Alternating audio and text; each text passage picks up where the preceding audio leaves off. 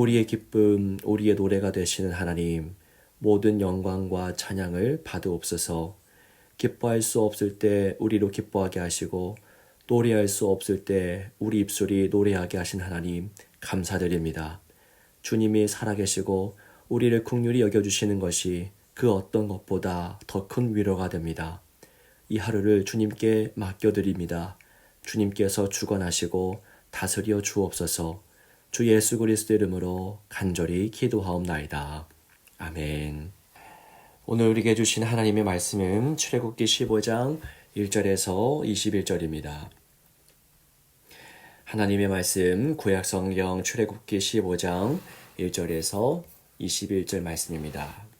이 말씀 가운데 1절에서 6절 말씀 그리고 마지막 21절 이 말씀만 함께 읽도록 하겠습니다. 먼저 1절에서 6절 함께 읽겠습니다. 이때에 모세와 이스라엘 자손이 이 노래로 여호와께 노래하니 일러스되 내가 여호와를 찬송하리니 그는 높고 영화로우시며 말과 그 탄자를 바다에 던지셨음이로다. 여호와는 나의 힘이요 노래시며 나의 구원이시로다. 그는 나의 하나님이시니 내가 그를 찬송할 것이요 내 아버지의 하나님이시니 내가 그를 높이리로다. 여호와는 용사시니 여호와는 그의 이름이시로다. 그가 바로의 병거와 그의 군대를 바다에 던지시니 최고의 지휘관들이 홍해에 잠겼고 깊은 물이 그들을 덮으니 그들이 돌처럼 깊음 속에 가라앉았도다. 여호와여 주의 오른손이 권능으로 영광을 나타내시니이다. 여호와여 주의 오른손이 원수를 부수시니이다. 아멘. 마지막 21절도 함께 읽겠습니다. 미리암이 그들에게 화답하여 이르되 너희는 여호와를 찬송하라. 그는 높고 영화로우시며 말과 그 탄자를 바다에 던지셨음이로다 하였더라. 아멘. 아멘. 저희가 오늘부터 출애굽기 말씀을 새롭게 묵상합니다. 출애굽기는 우리가 다 알고 있듯이 모세의 글이라고 우리가 알고 있습니다. 또한 제목의 소리가 엿볼 수 있듯이 하나님의 인도하심으로 인해서 이스라엘 백성들이 출애굽 이집트에서 나오게 되는 이야기죠. 사로잡혔던 것에서 풀려난 이야기, 그게 출애굽기의 내용이고요. 그 모든 역사 속에서 하나님이 일하셨다 증언하는 것이 이 본문의 말씀입니다. 이스라엘을 한번 움켜쥐었던 이집트가 쉽게 놓아주겠습니까? 사실 그럴 리가 없겠죠. 출애굽을 위해서는 이스라엘을 움켜쥔 이집트의 소나기의 힘보다도 더 큰 힘이 필요했던 것입니다. 그리고 그 힘은 바로 하나님에게서부터 시작되었습니다. 마태복음 12장 29절에 예수님께서 의미 있는 말씀을 하셨습니다. 사람이 먼저 강한 자를 결박하지 않고서야 어떻게 그 강한 자의 집에 들어가 그 세간을 강탈하겠느냐. 결박한 후에야 그 집을 강탈하리라 라는 말씀이었어요. 어떤 내용입니까? 강한 자, 힘 있는 자를 무찌르기 위해서는 더 크고 강한 자가 필요하다라는 것을 증언하는 것이었죠. 이집트의 바로 왕에서 벗어나기 위해서는 그보다 더 크고 강하신 하나님이 일하셨다라는 것이 바로 이 출애굽기의 메시지입니다. 당시 가장 강력했던 제국의 왕을 무찌름으로써 세상에서 가장 강력한 왕이 다른 이가 아니라 바로 하나님인 것을 이 말씀은 선포하고 있는 것입니다. 자, 오늘 본문의 말씀은 그 메시지가 더 선명하고 강력하게 드러나고 있습니다. 자, 이스라엘은 이집트에서 나왔습니다. 그런데 그것이 끝이 아니었죠. 이집트에서 나오자마자 그들이 보고 경험했던 것은 젖과 꿀이 흐르는 땅이 아니라 검푸른 바다였습니다. 그 깊은 바다가 그들을 가로막고 있었죠. 그들은 절망의 벽을 만나게 된 겁니다. 자, 당시에 고대인들에게 바다란 어떤 곳이었습니까? 혼돈의 영역이었고 알 수 없는 힘, 막강한 힘이 숨어있는 그런 곳으로 여겨졌습니다. 바다는 애굽이라는 나라와는 비교할 수 없을 정도로 더 크고 강력한 세력이었죠. 자, 바다가 주는 절망감 그리고 공포감이 얼마나 컸던지 방금 전에 하나님이 애굽을 상대로 능력을 보이셨던 것을 다 망각하고 이스라엘 백성들은 땅을 치며 울고 후회합니다. 우리가 괜히 나왔다, 우리는 죽었다라고 절망합니다. 인간은 감당할 수 없는 절망의 사실 앞에서 이처럼 하나님의 존재와 하나님의 일하심을 까맣게 망각하는 존재입니다. 인간은 하나님을 망각하지만 그래도 여러분, 우리에게 여전히 희망이 있는 것은 하나님 우리를 잊지 않기 때문이겠죠. 우리는 놓쳐도 하나님은 저와 여러분을 놓치지 않습니다. 하나님이 이 홍해 앞에서도 역시나 나타나 주셨습니다. 자, 이스라엘 백성을 다독여 주시며 또다시 홍해를 다스리기 시작하시죠. 자, 그리고 그곳에는 이전에 없던 새로운 길, 한 번도 듣지도 보지도 못했던 길이 열리기 시작합니다. 여러분, 하나님은 어떤 분이십니까? 길을 안내하시는 분? 또는 좋은 곳으로 인도하시는 분? 자, 이런 설명으로는 좀 부족하다고 하는 생각이 들지 않습니까? 하나님은 이뿐만이 아니라 길을 창조해 내시는 분이죠. 아무것도 없던 곳에 길을 내십니다.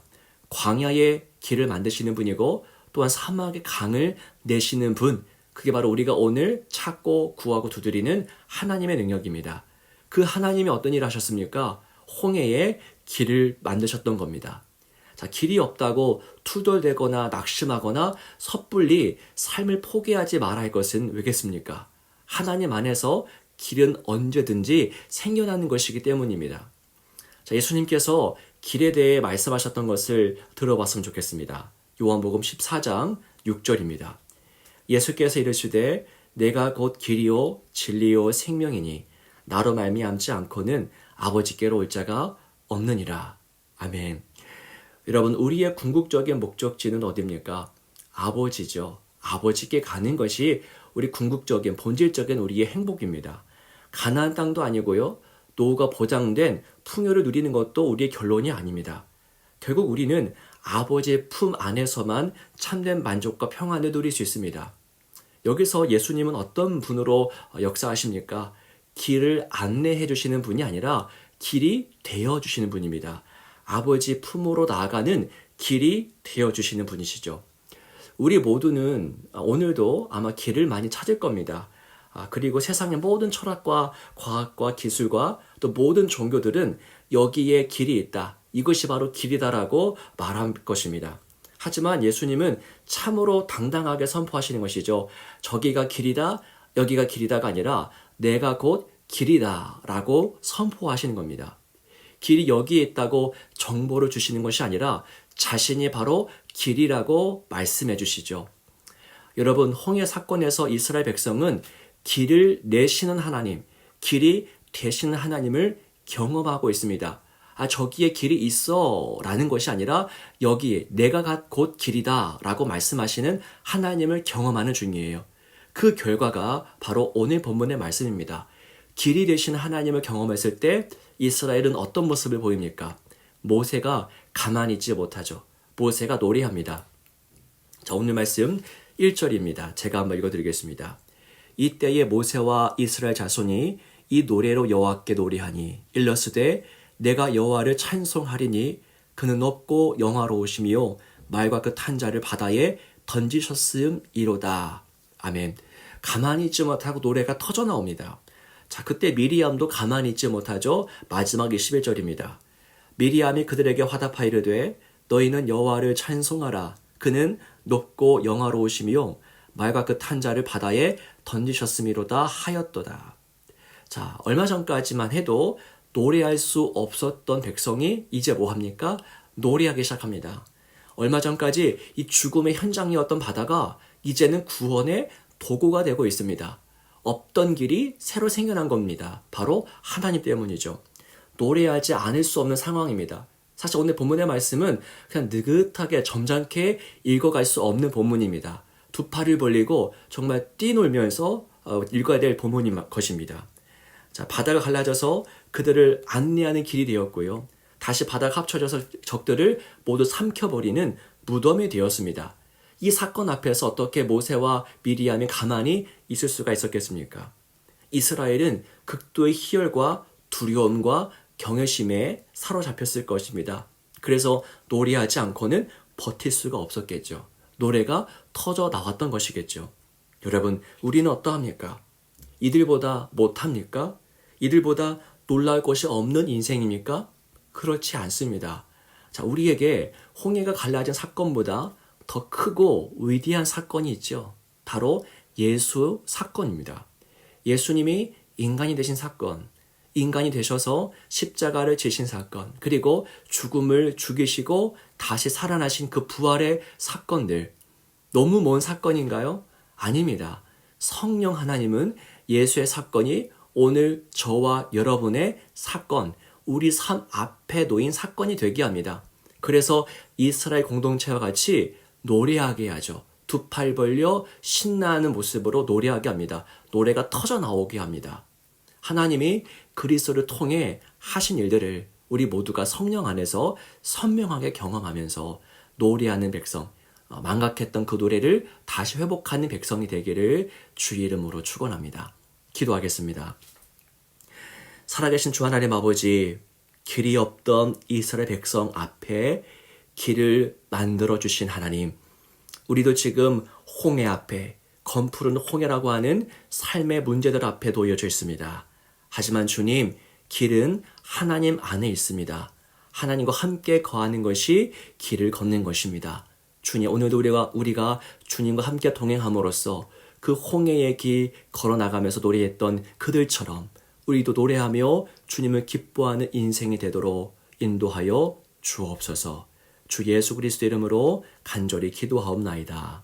아멘.